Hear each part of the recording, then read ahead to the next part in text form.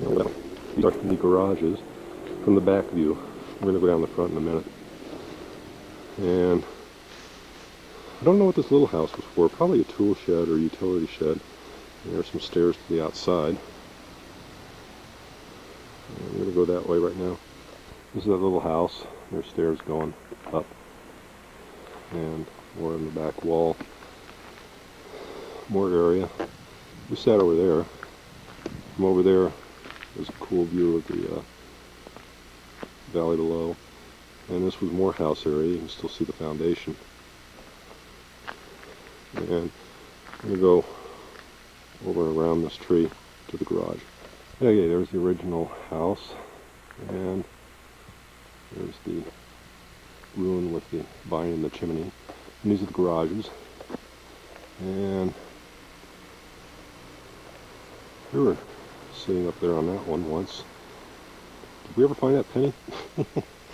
Oh well. And there's the other ruined things. Back behind them, there in the woods with all the sycamores, is where the creek is. And we're going to go over there next. But just want you to see the view from up here. Really, you can see the whole valley out there.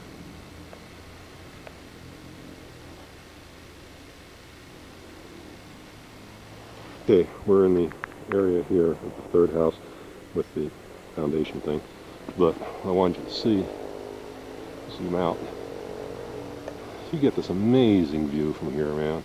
It's just incredible. Right there is Carr Waterfall, sheer granite cliff. You can walk all the way up to right there if you want. It's quite a hike though. Really incredible view. People definitely knew what they were doing when they built here.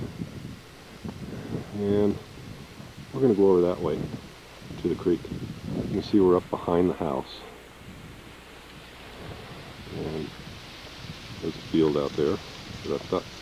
And in here is like where the road came up to the back of the house. There were two roads. This is the back one. And it's really gorgeous in here. We're not going to go too far. We're just going to go down. Well, let's walk over this way a bit. Oh, just check this out. This is a pipe. This pipe runs all the way up into Carr Canyon proper. It's where the water supply comes from. And this pipe also services Tombstone, Arizona. The pipe runs all the way out to Tombstone. It's called the Tombstone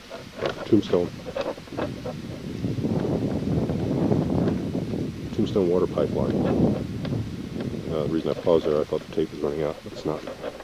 I'm going to go over to this rock here.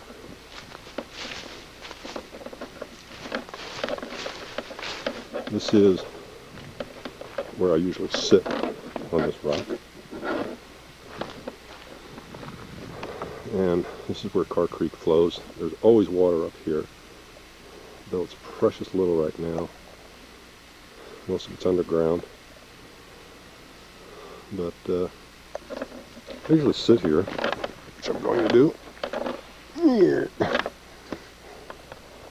And the sycamores just great.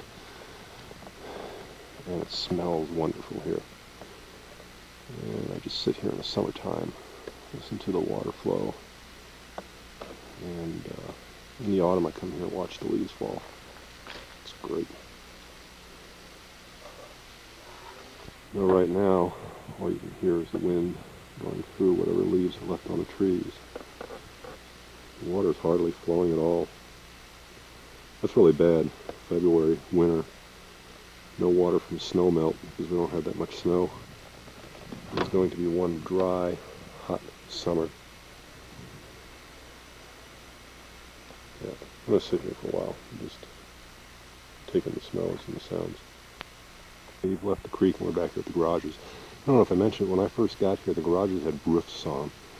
And it was really gorgeously stained oak, or no, it wasn't oak, maybe walnut. Anyway, it was gorgeously stained wood. And needless to say, somebody thought it was nice too and took it. But anyway, this is another view of the valley. And we're going to be going down there trees on the trail. And this is like the front road where they used to go.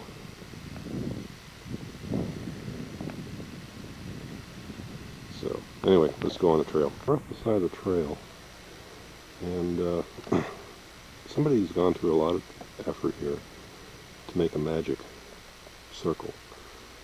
It's bigger than what it looks. First off, they have this area here with the white rocks and a little fireplace in it. And then it goes off over to the bigger part. And there's just like a huge area in here. And it's really a cool spot. I'm sat in here and there is a lot of energy. Had some weird things happen here.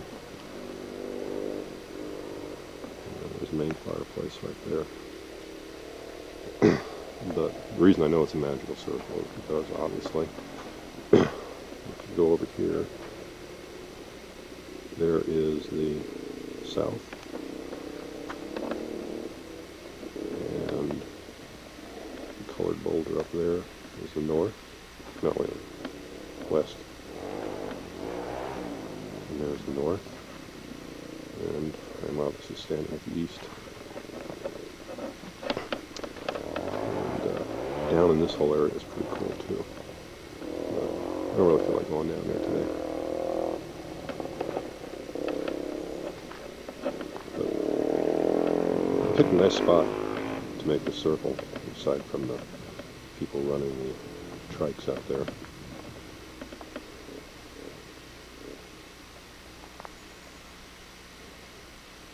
Because it's secluded, but yet you can see every which way.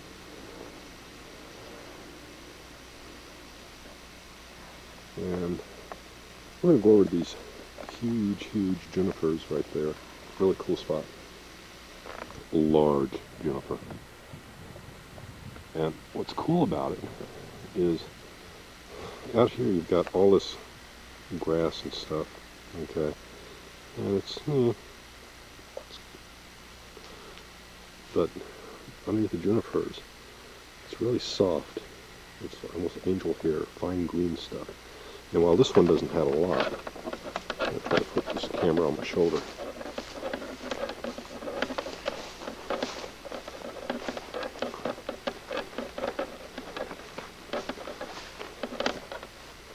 This one does. And it's really nice and soft to sit in. What I do is I sit on this rock here.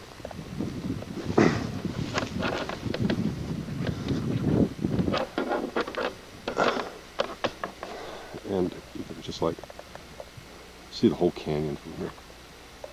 And it's shady, so it's nice in the summer. And the breeze is always blowing. Up there's the waterfall.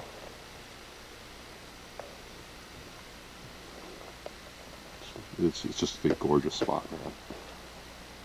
There's the main trail, that's where we're going. And there's the three junipers. Never noticed before, but they're lined up. And that's where we came. I was sitting behind that one there. Oh. Okay, another panorama shot. Can't help it, man. That's where the trail came from. It goes up to the Carr Ranch. Can't really see it. If you look real close, you can see the blue of the walls in there. Anyway, panorama shot.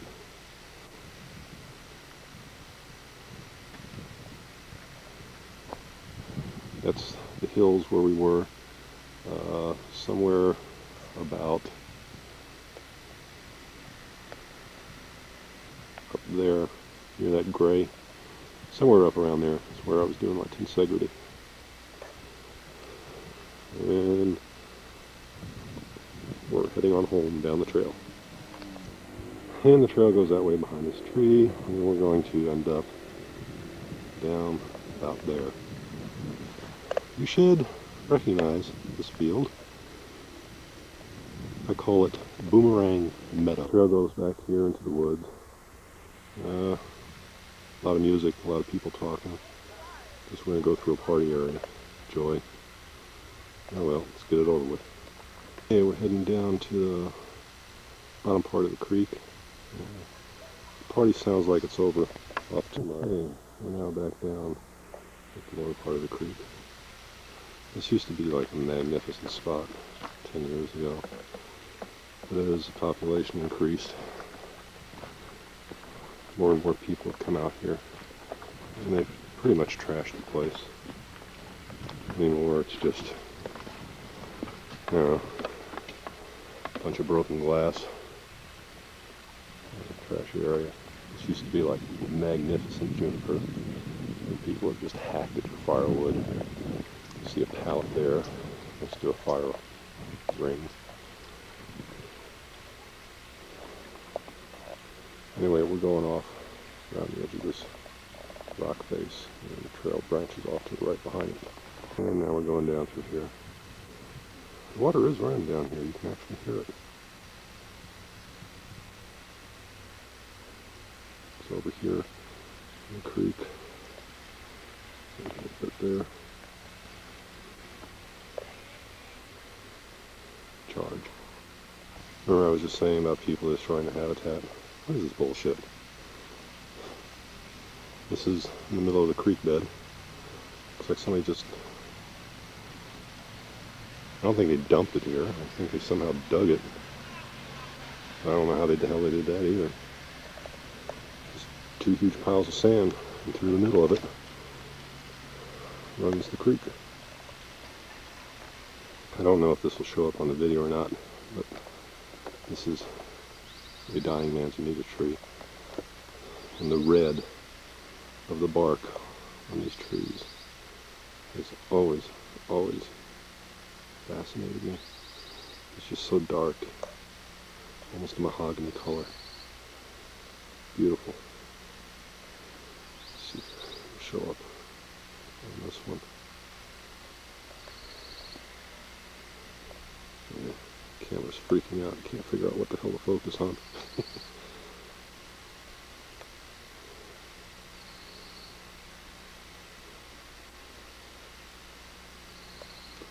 Probably won't show up as its true color. Oh well. Little cubby hole off the side of the trail. A lot of people use it for camping because the rock face over here. Let's see if we can walk over here.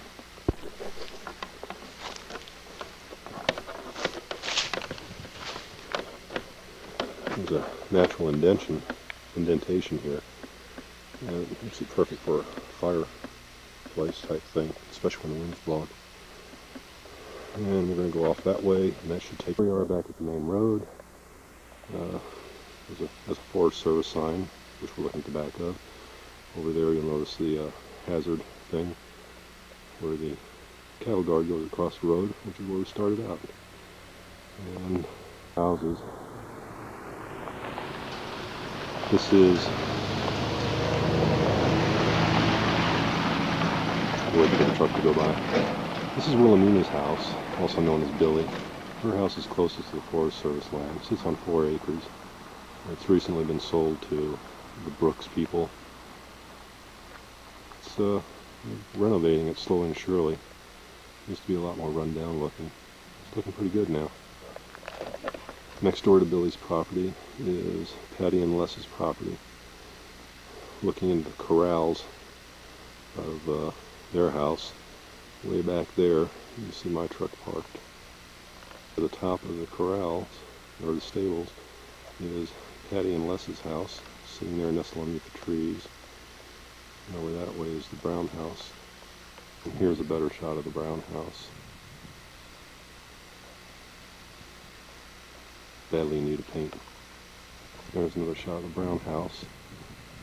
Back there, nestled in the trees, is the back house that sits right along the creek. And then over here, underneath all these trees, and behind this truck, which should look familiar, is my house. We'll go take a look at it. Okay, well, here's the truck. We get out the truck, walk around the little part of the fence there, and there is the front part of my house. This area right there is the added-on room, and this area right there is my living room window. You can see the fan in it. You can actually look out the back and see the kitchen window too. And there's my chimney, and we're going to be walking over that way to the side of the house. Okay, there's that front room again. There's the chimney. There's the side living room window and the side kitchen window. Back over here is the gate to the backyard. And these trees and stuff sort of line my yard. In other words, this is outside. Stay on your side. Do not come on outside. And over there's my propane tank. Let's go over to the gate. We're going to the gate. Hurrah, hurrah. And here we have the back part of the house. There's the door to the shed. An old water heater that I got to get rid of. That's where I put my laundry basket. Put the clothes on the clothesline. Where I store my firewood. And there's the backyard while we're outside. And what we do is just cruise on in here. There's the only way into the house, the back door. And the kitchen window. Firewood stacked up. And this is from where I hang my laundry and stuff. There's the back part of the backyard. And the way around it. I'm underneath this huge ivy-covered sycamore. Ugh. Up there is where we found the Quadamundi when he came to visit. And over here, there's this bench thing that they built. It's always full of water, never any good. This is the back of the house. Here's my bedroom window. And this is the view that I have from outside my bedroom window. There's always deer back here someplace. Not this time of day though. They're usually early in the morning or late in the afternoon. This is my leaf pile where I rake all my leaves. As you can see, I have raked. And this is walking towards the back. Outside the gate, we have the creek, which is like totally dry. And there's the back house. Over here I used to have like a piece of plywood sitting on top of a tree trunk. It used to be like a bench. Underneath all this mess there was a grill and chimney and barbecue, but I'm not into that kind of thing, so it's just basically it. And there's a view back towards the house. There's the kitchen door. And that pretty much concludes Al's Canyon Adventure. 1:19 p.m. February 3, 1996. And signing off.